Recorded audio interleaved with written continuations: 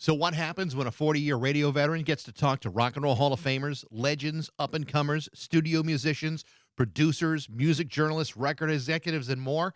You'll wind up hearing some of the greatest stories behind the music you love, the people who make it, and the stories behind the music you haven't even discovered yet.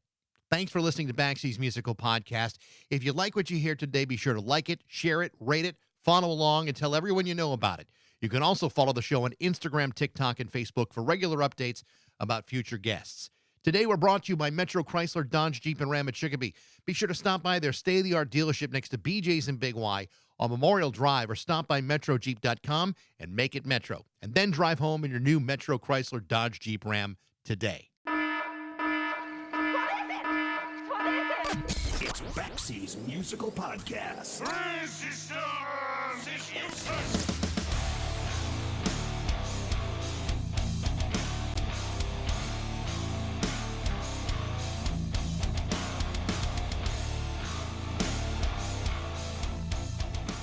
Music can do a lot of things. It inspires, it heals, it motivates. Sometimes it validates the things we feel, and sometimes it confronts the things that we disagree with. In the 1960s, for example, there were loads of songs that were written and released in protest of the times. So while protest songs are certainly nothing new, reflecting the times is an ever-evolving challenge. Now, you don't have to be a genius to figure out that we're living in extremely complicated times. It's a point in history where people are strongly divided. Regardless of what side you might fall on politically, most of us would agree we're really not doing a very good job of trying to reach consensus on anything. Whether it be through debate or compromise, things appear to be either 100% right or 100% wrong, and not a whole lot in between. So with that in mind, it shouldn't come as a surprise that this kind of divisiveness and outrage would start to become reflected in music and other forms of artistic expression. In today's case, for example, the outrage and protest is coming from one of the most influential musical artists over the last 46 years, David Haskins, also known as David J. of Bauhaus and Love and Rockets. David J. and his new band, The Resistance, have just released a single which directly criticizes the deportations meted out by Immigrations and Customs Enforcement, or ICE. Having lived in this country as an immigrant, David's perspectives are very clear. And so in an effort to speak his mind, David has just released a new single entitled Ice Too Cold to Thaw. The single, which was released on the Mexican-owned and operated label No Devotion Records, is a stern rebuke of the policies that have led to mass deportations currently going on here in the United States. And we'll get a chance to talk about that. But we'll also get a chance to talk about David's extraordinary career as well. From the groundbreaking and genre-defining band Bauhaus to his years with Love and Rockets, which resulted in some of the biggest commercial success of his career. He's also released more than a dozen solo albums and has been involved in various other projects that have included Jane's Addiction, the Dandy Warhols, the Jazz Butcher, the Night Crickets with former Violent Femmes drummer Victor DiLorenzo and multi-instrumentalist Darwin Miners, and many more. And several months ago, David released a very powerful spoken word album called The Mother Tree, as well as a companion book of poetry, some of which date back to his pre-Bauhaus days in the mid to late 70s. David is an extraordinarily busy talent who over the last few years has been involved with tours with Bauhaus and Love and Rockets, both of which were cut short by unforeseen but very well-documented circumstances, and we'll talk about that too. This is my conversation with David Haskins, David J., on Baxie's Musical Podcast.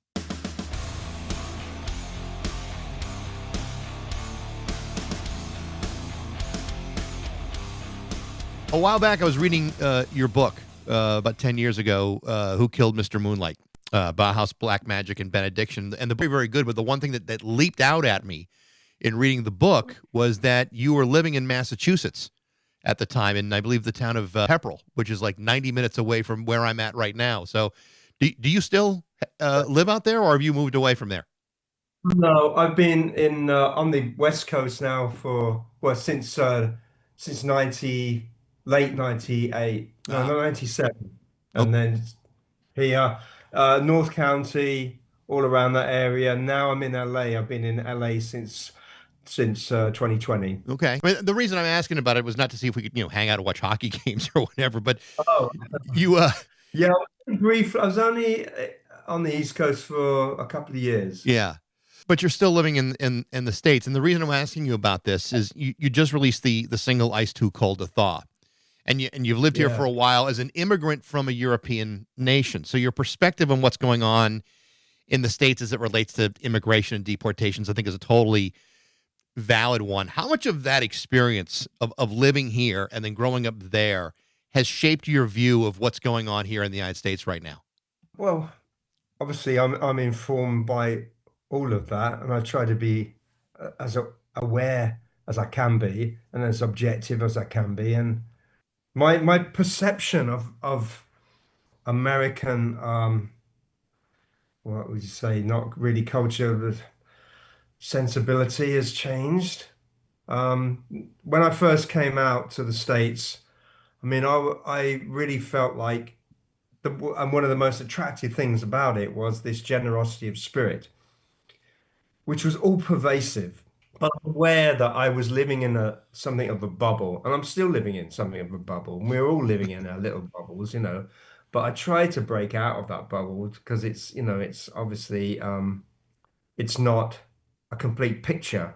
But although I still think that that generosity of spirit is very much abroad in America, there's also this darker sensibility that has become very apparent, and it's very disturbing. I think it's always been there, but it's been emboldened Yeah. and encouraged, and it's come out, you know, from the darkness, and that's what we're dealing with now. It's a real conflict.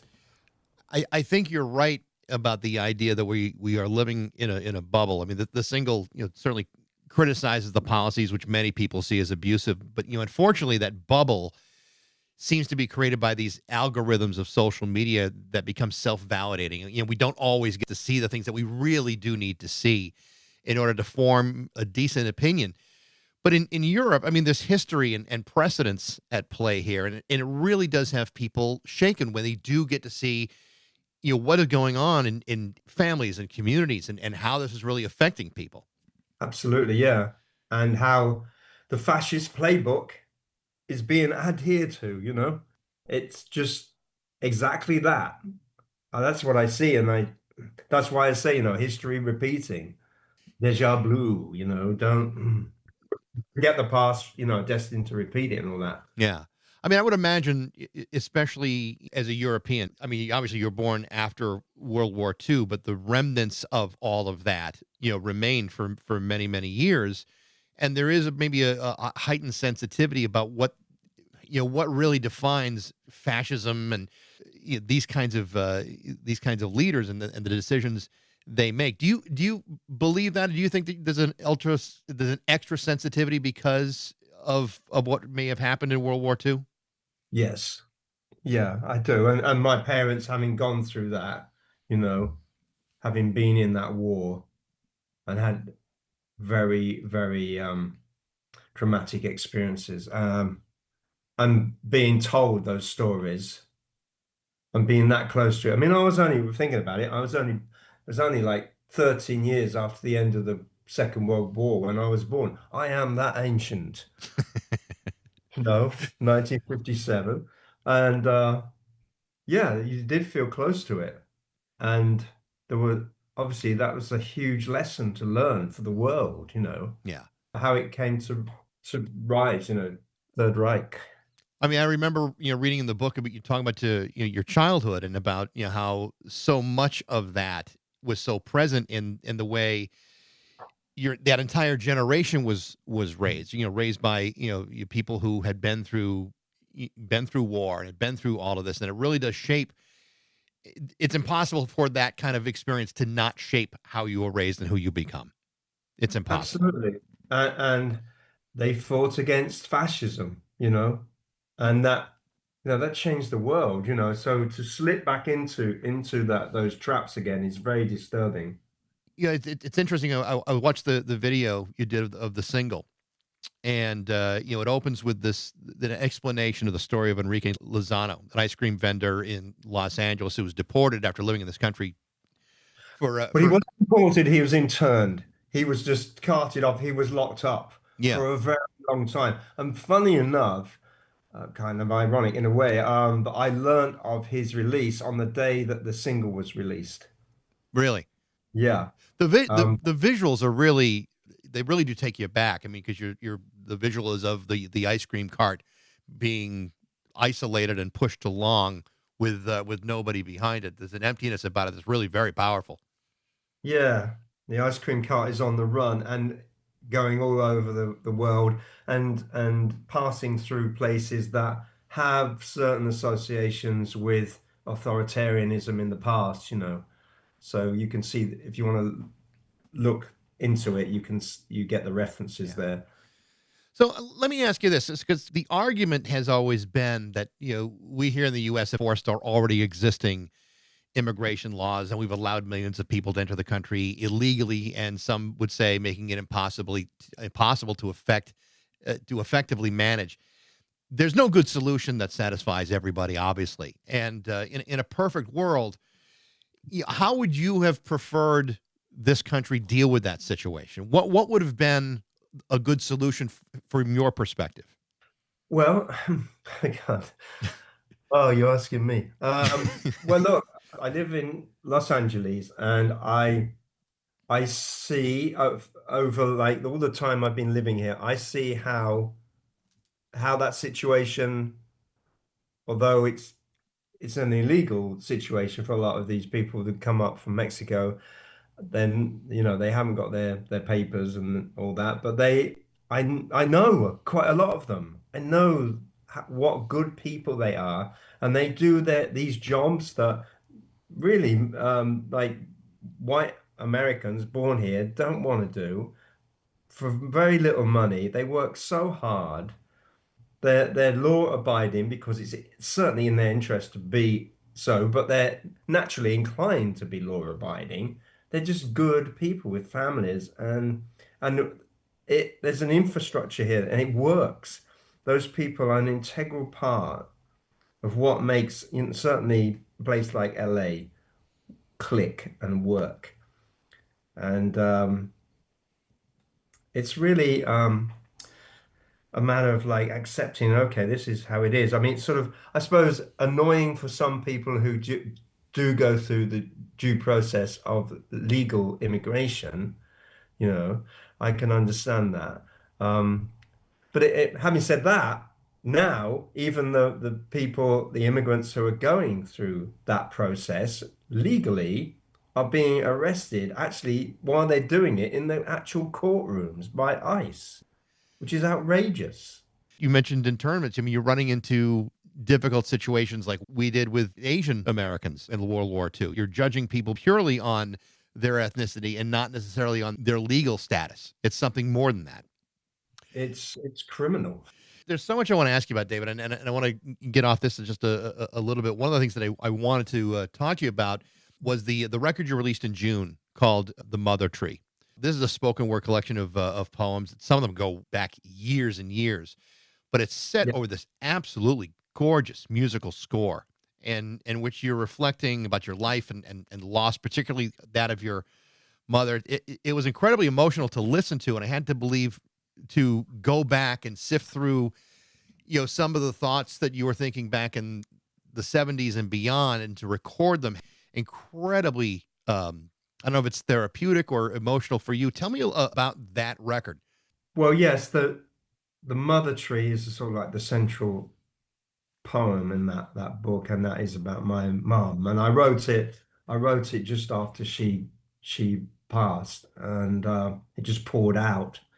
And just I never really intended to record it as a record, but then that notion did occur to me of not particularly that piece, but to record a spoken word album. So I went back and looked through all the poetry that I've written over the decades, and pulled out 6 pieces, I think there are, and revisited. And I had this vague idea of what the music would sound like, a sort of nebulous idea. I didn't know if I would be making it myself, recording everything, or if it would be with a group. And then fortuitously, I went to see this, actually went to see a friend of mine, Nora Keys, do a show in downtown LA. I bumped into her in a restaurant, and she's told me she was doing this show the next night. And I went down to check it out. And she was on in the middle of 3 acts, and I saw her perform. That was great. I was about to go, and this band started setting up, and I hadn't quite finished my drink, so I thought, well, I'll nurse this little drink and just watch these guys for the first number. And they started playing, and then I was just completely riveted. And it was all instrumental music, and it was really transporting. Three guys, violin, acoustic guitar, and a piano.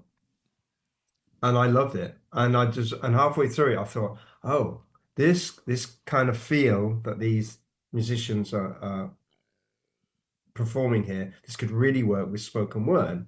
I approached them at the end of the concert and said, would you be interested in working on something with me? And they said yes. So we were in the studio like a few days later, and we recorded The Mother Tree. I mean, And the score is absolutely gorgeous. I mean, it's really, I mean, I can see why you would be drawn to them.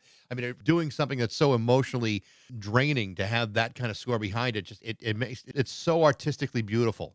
thank you. Yeah, I agree. And I mean, what struck me was that these musicians, I thought they've got to be classically trained, but they're not hampered by that. They're improvising. So they have that jazz sensibility as well. And they were really listening to each other very sensitively and reacting to each other and responding. I thought this is just the sort of thing that could work with me reading poetry. I know they're going to listen and they're going to react to it in the moment, which is exactly what happened. I mean, they composed the pieces, and I purposely didn't want to hear them until I went into the studio with them, and they just played me a sample just before doing a take, and that was the case for all of the tracks on the album.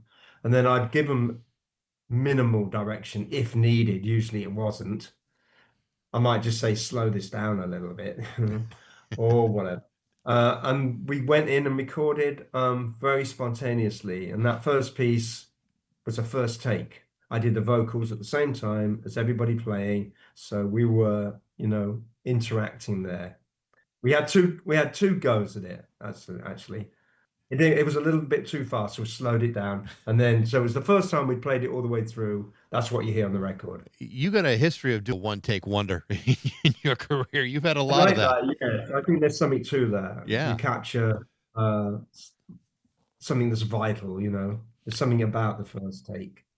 This record also came with a companion book of these poems, Rhapsody, Threnody, and Prayer. And full disclosure, I had to look up the word Threnody, and I'm glad I did because it makes a lot of sense in that situation. Tell me about the decision to release the book as well as a companion piece.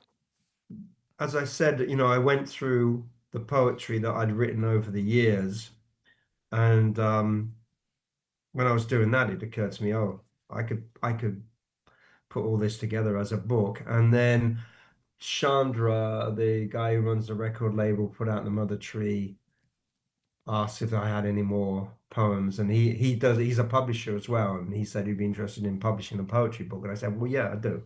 So I sent him all this. I got a cache of all these poems. What that go back to the 70s. I Yeah. mean, this is all poetry I'd written.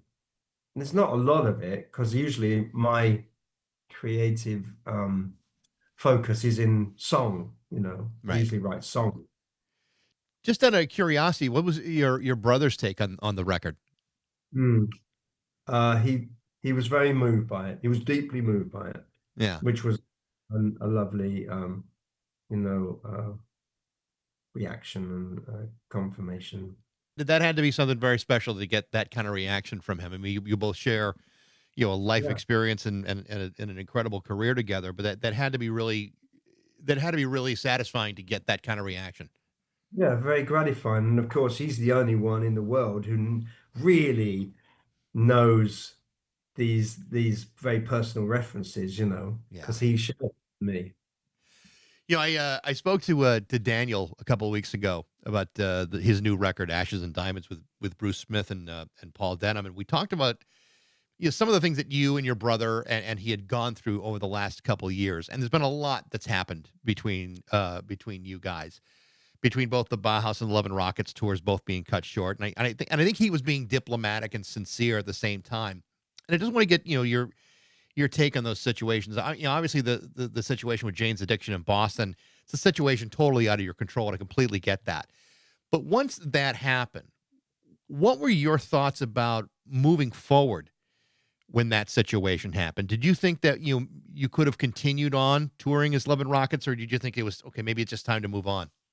No, we certainly could because we had great momentum. We were playing better than ever. We were really into it. We were on a roll, and we were loving that tour. And we got to the point where really at that point, it was all about paying to be on the road. The gravy train was about to come along for the rest of the tour. And then the carpet was pulled from under our feet. Yeah. So we're in this dire situation. And we could have carried on. And we had offers from agents and bookers, promoters wanting us pretty keen, to carry on, pick up the pieces.